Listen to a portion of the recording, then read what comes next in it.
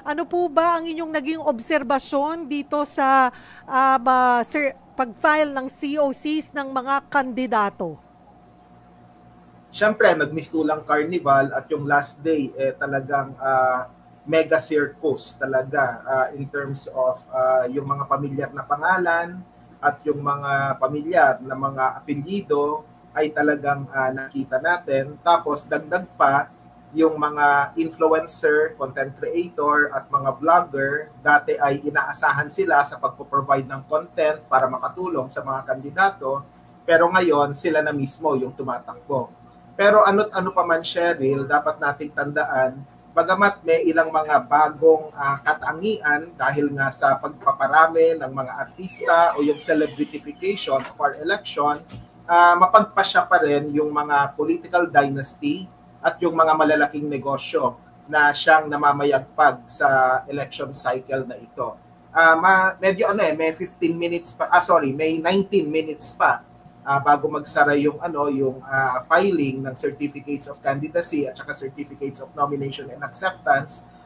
Pero more or less makikita natin yung iba pa na magfa-file kasi sa pagkakaalam ko, Cheryl, 160 yung inaasahang bilang ng mga party list groups, mas maliit na bilang kumpara sa 2022 party list election na nasa 177.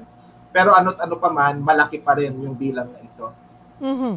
At maliban po dito yung pong dami ng tatakbo pong senador. As of yesterday, it was around almost 130 at pwede pang lumagpas po because we have nga 18 minutes to go.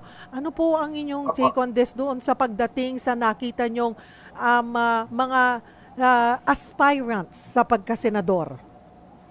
Alam mo, marami sa kanila ay re-electionists, mga dati ng senador na nagnanais na tumakbo uli. Either uulit sila for the second time, which is allowed under the law, o kaya naman meron namang dati ng senador tapos papasok uli. Meron tayong tinatawag na parang rule of thumb sa politics, yung tinatawag na equity of the incumbent. So, syempre, yung mga tumatakbo bilang re-electionist, meron silang batayang advantage dahil hindi lang dahil kilala sila, kundi meron talaga silang familiarity with how the campaigns will be unfolding starting February sa senatorial election.